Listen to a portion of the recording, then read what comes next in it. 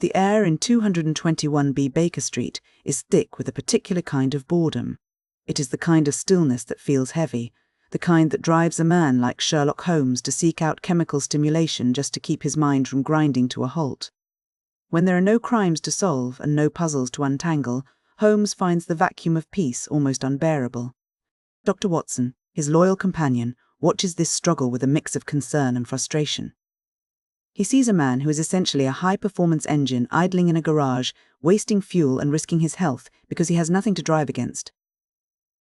To demonstrate just how sharp his mind remains despite the lack of work, Holmes performs a feat of deduction that leaves Watson stunned.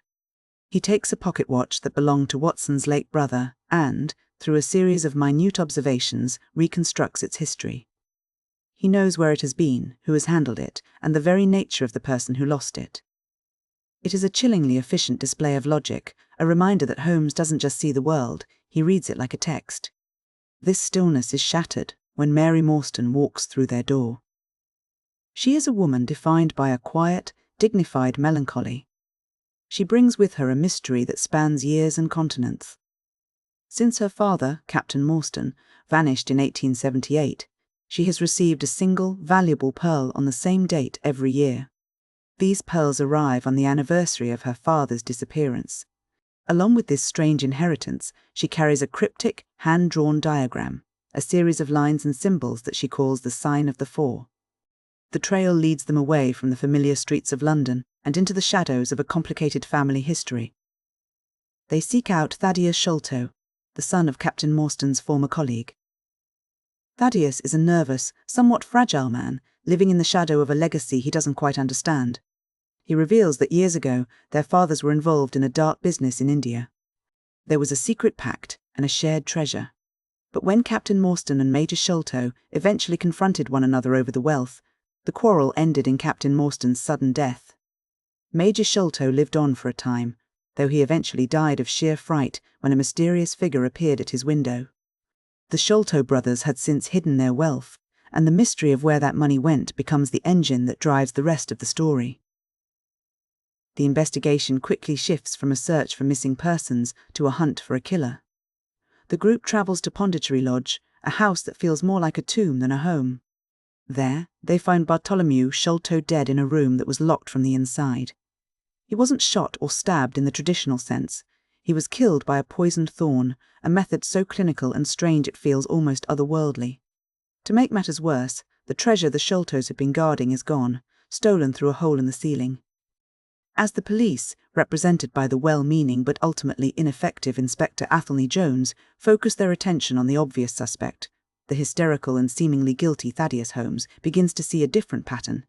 He doesn't see a desperate heir, he sees a professional. Through his deductions, Holmes realizes the crime required two very specific types of people: a man with a wooden leg and a small, incredibly agile accomplice who could navigate the tight spaces of the house. The hunt becomes a sensory one. Holmes uses a tracking dog named Toby to follow a specific pungent scent of creosote through the winding, foggy streets of London.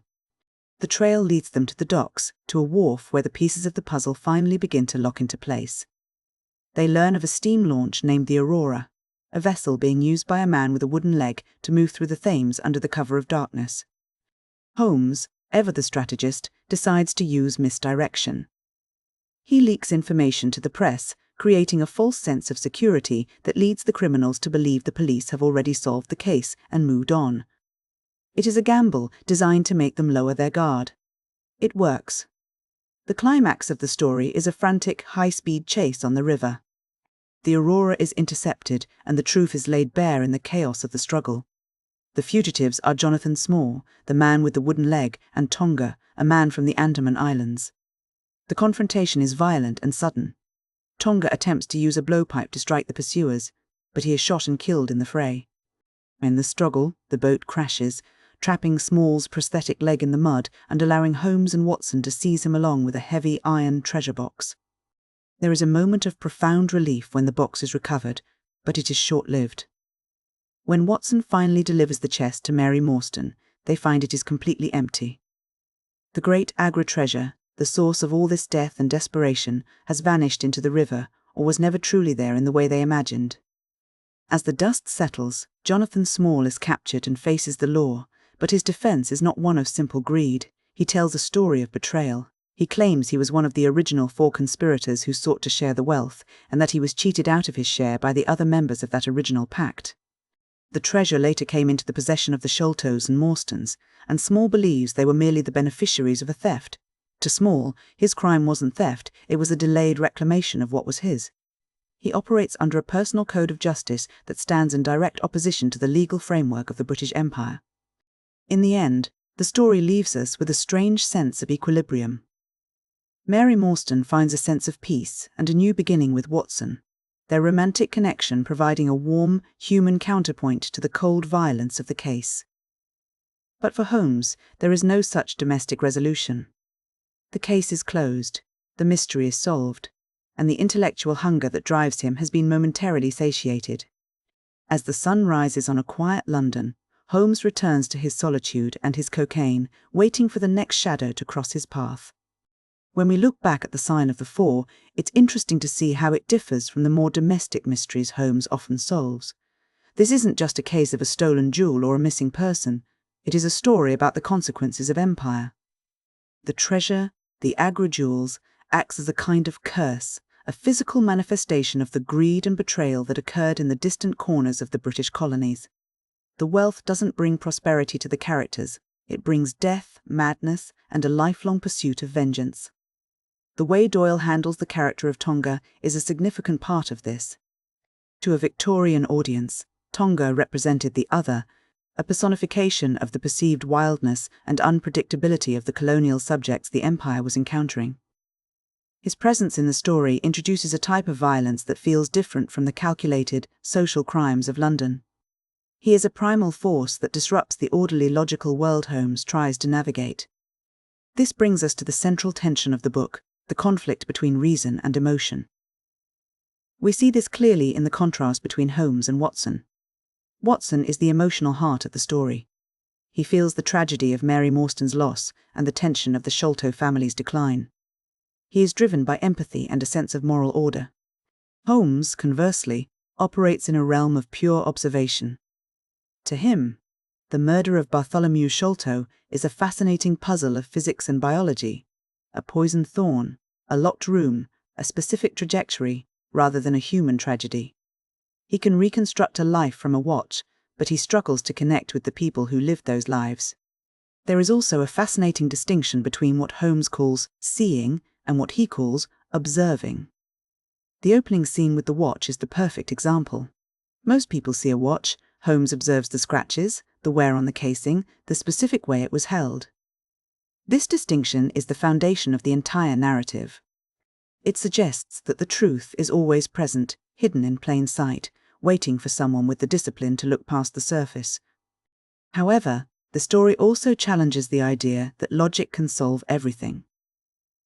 The empty treasure box is a powerful symbol of this limitation. Holmes can solve the crime, he can find the criminals, and he can track the movements of every player. But he cannot recover the one thing everyone was fighting for. The material goal, the treasure evaporates, leaving only the human consequences behind. The wealth is gone, but the scars on the characters remain. Small's motivation adds another layer of complexity to the idea of justice. He isn't a traditional villain motivated by a desire to accumulate more wealth. He is a man seeking a perceived equilibrium.